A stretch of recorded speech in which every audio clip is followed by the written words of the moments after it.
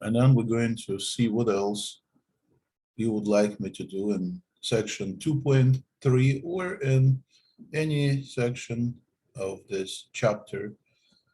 So looks like we working with the complement of the set A, which is not A. Sometimes people say just not set A, and this amounts to the elements that are on the outside of the set A. So if I look at this outside portion of my set A, so everything which is not there in A will be, well, looks like 2, 5, 6, these three numbers from the set B, as well as 8 and a 9, those two more that are not in A either. So there are 5 elements that not in A and 4 elements that do belong to set A. And this little so-called prime stands for the complement. So that's A complement, which is not the set A. Just like that. So we worked with the complements, we worked with those intuitive, nice pictures called Venn diagrams. And I'm gonna scroll down a little bit here to look at the exercises that start at problem number 17 that deal with same story, but not with the Venn diagram. So they didn't give us a picture related to this information above, but that's fine. We can still try to find the intersection or overlap of sets A and B. So if I look at the intersection of two sets A and B, then there is a special symbol intersection present here. So the common part of those two sets. And for the common part, I can look at both sets at the same time and see that element 1 belongs to both and to the set A and to the set B at the same time, as well as element 3, right? So N1 and 3 are both in the sets A and B, so they be in the intersection of those two sets. So I can write the answer, and I will put this in the special symbols, the braces. And inside of these braces, I'm going to have elements 1 and 3, just like that. So there are two elements that belong to the intersection, and intersection of two sets is a set itself. So I have to put this special symbols called braces, always for the sets. So let's try one more here. How about if I try to find a union of sets B and C? So what if we are dealing with another piece of notation that is called a union of two sets. Union of sets actually B and a C.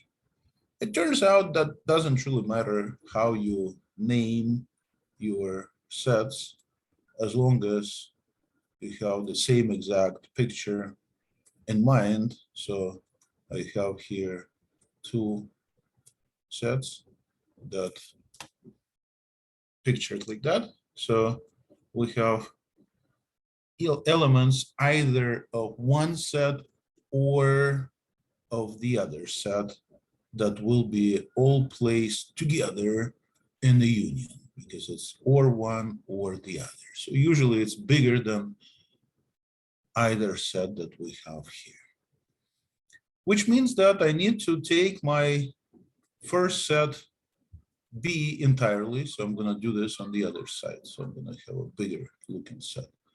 So entire set B, and that will consist of elements 1, 2, and 3. So all of them must be in a union of those sets, as well as all elements that set C also contains. And in a set C, please notice there are 3 more elements that are not present in a set B, because 2 and 3 already taken. So I'm gonna also put there 5, 4, 5, and 6. So the point of story, you can produce those unions without really producing any Venn diagrams. So it's a very good question, number 33. What if you try to take a union of set A with a empty set? And the answer is, it's just going to be a set A, because our empty set has no elements in it. Remember, empty set is empty. So if I try to take a set A and add whatever empty set contains, well, I'm not gonna really add any elements to it because there are simply no elements. So I'm not gonna be able to add anything, and I'll just have the set A on its own. And it turns out it doesn't really matter if you have a set A or if you try exercise like 34, take a union of set C with a empty set, it's still going to be the same set C, so nothing is going to change. Okay, so you found another exercise that deals with empty set, and that's intersection now. So let's do exercise 36 and see what will be the common part in a set C and in the empty set. So what they have in common? Well, one can say looks like nothing, because empty set has nothing in it. So it's going to be just a empty set then. So it looks like the intersection with empty set is always empty. Analogously, I can say the exercise 35 is going to look like. So if you have set A and the empty set, if I try to find their intersection, there'll be nothing in it, so it's also empty. So that's a specific of that set, just a little empty set. Let me try another one from this group of exercises, like problem number 23 exercise. So let's see what happens if you try to find the intersection of the complements to the sets A and to the sets B. So what's going to happen in that case? Well, in order to find their intersection, I need to know what the actual complements going to be equal to. So in order to get those complements, I will consider so-called universal set. So I'm going to see what in universal set is not present in a set A. And that's going to be a complement of that set A. So set A has odd numbers in it, 1, 3, 5, and 7. And whatever is left over, and those will be numbers 2, 4, and 6, right?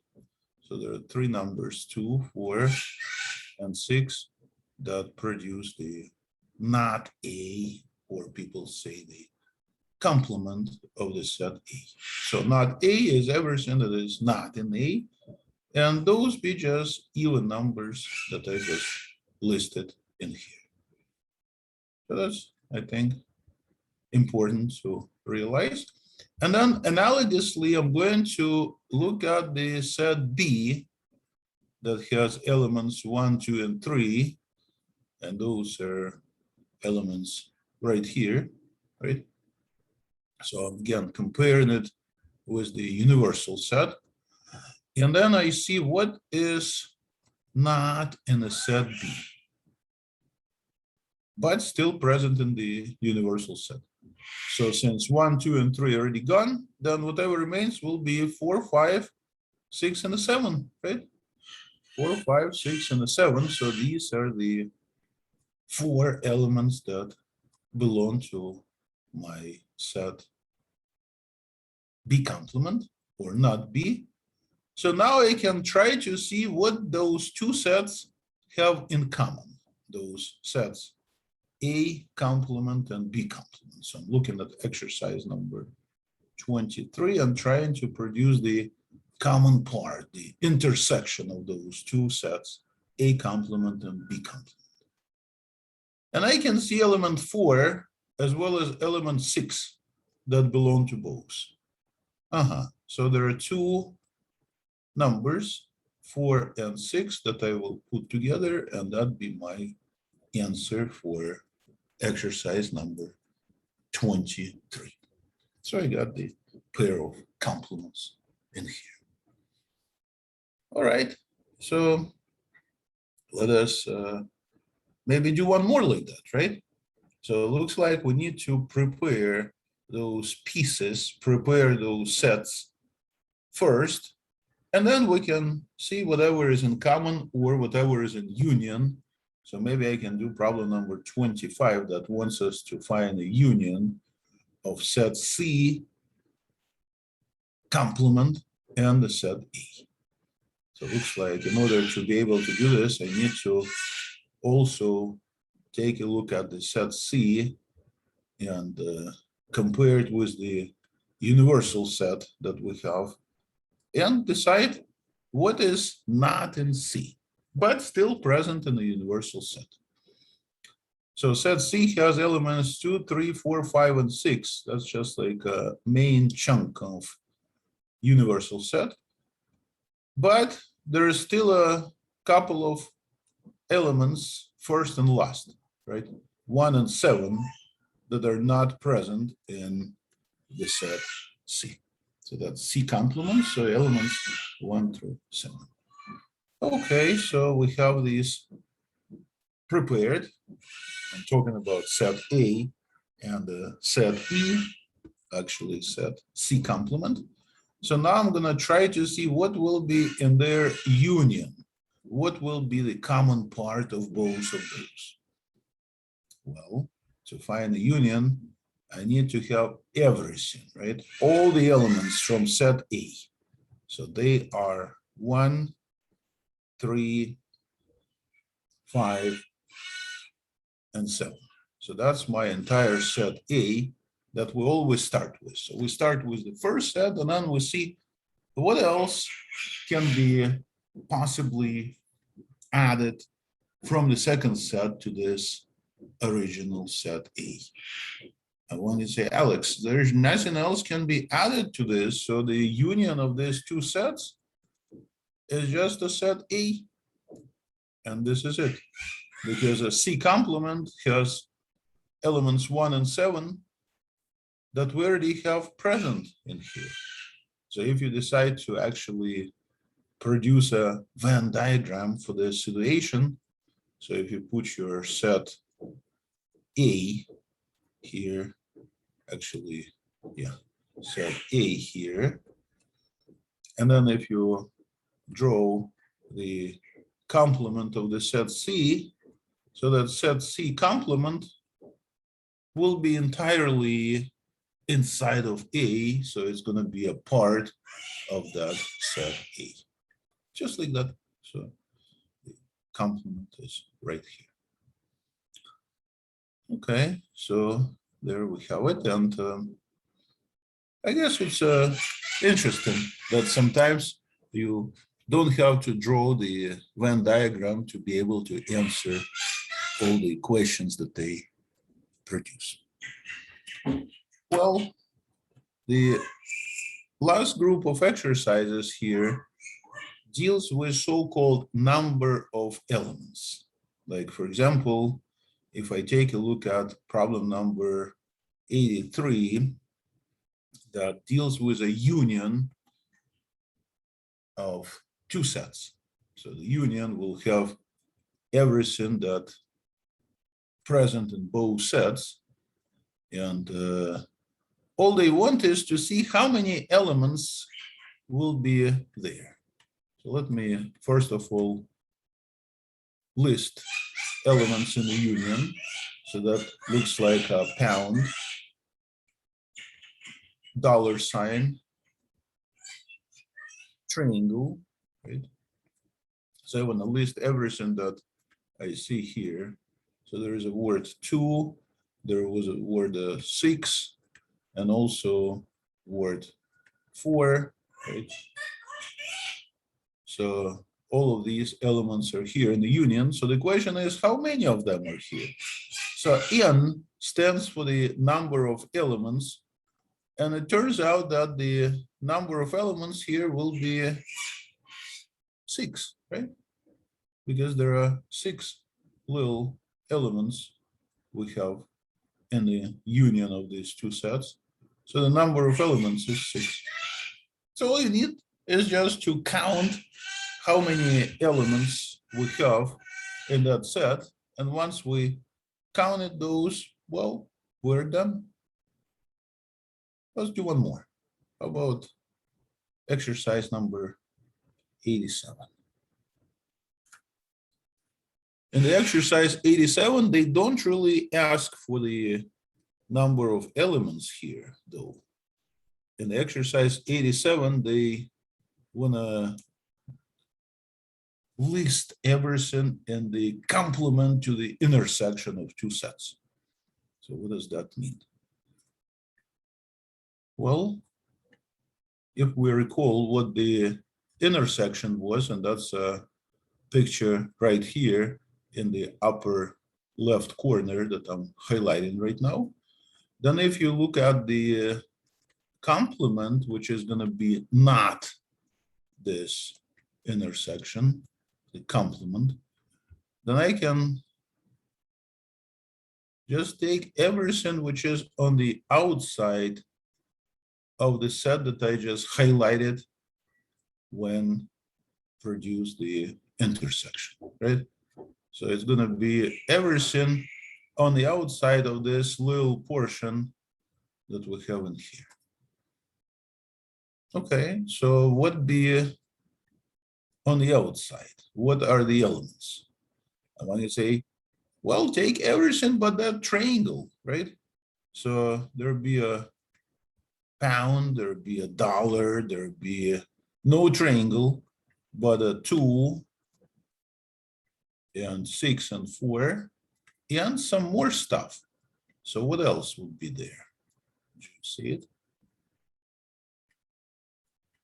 There is a number 10, and there is also 0, 1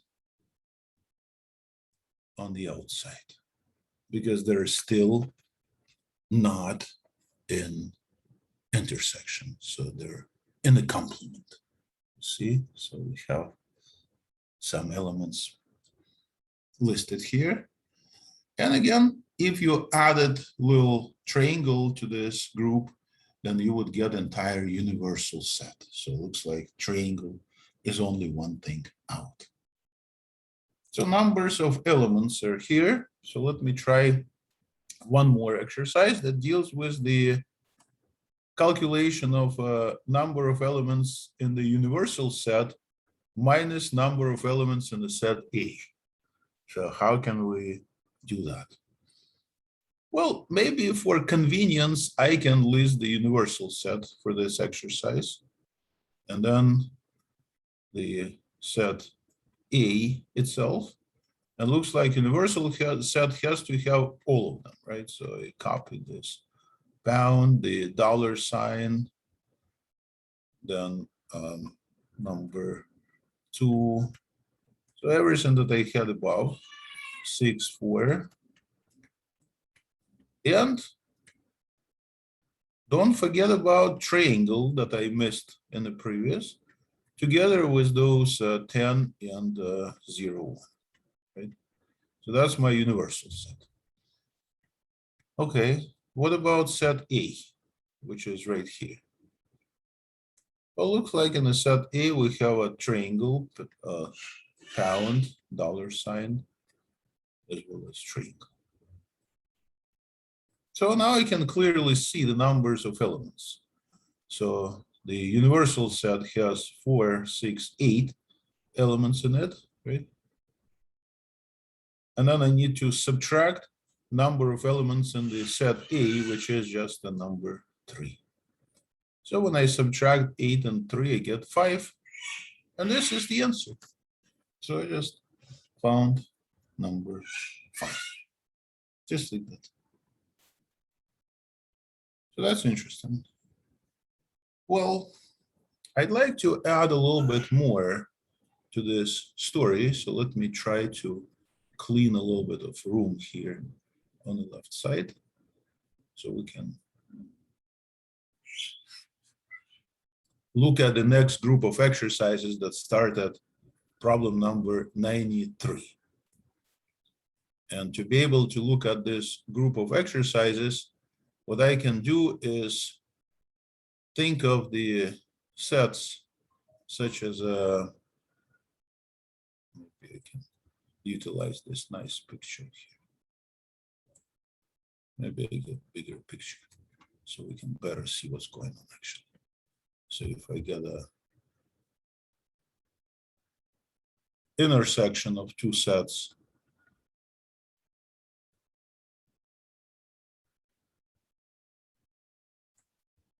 A and B. So they say here, actually, how many of them are in the union? Well, they also tell that 6 elements belong to the common part to both sets and A and B at the same time. So we don't know what those elements are, and honestly, we don't really care. They just say there are 6 elements in intersection. Also, they say that there are 17 elements in A. So what I can do is I can put 11 here. So when I think of set A, which is going to be everything there, it will contain 11 and 6 together, so it will be 17 total. And then analogously, I'm going to deal with a set B, which is right there.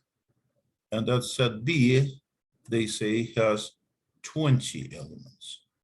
And because of that, I can put 14 here on the outside, because 6 and 14 produce exactly 20, right? Well, so we have already all the elements put together. So now I can think of the union of these two sets. And remember, union means we have to take them all, everything. And if I just think of the 11, 6, and 14, so I can say that number of elements in a union, A and B, is going to be equal to 11 and 6 and 14, right? All of them together.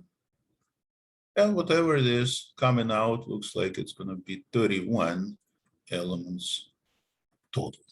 31 elements total.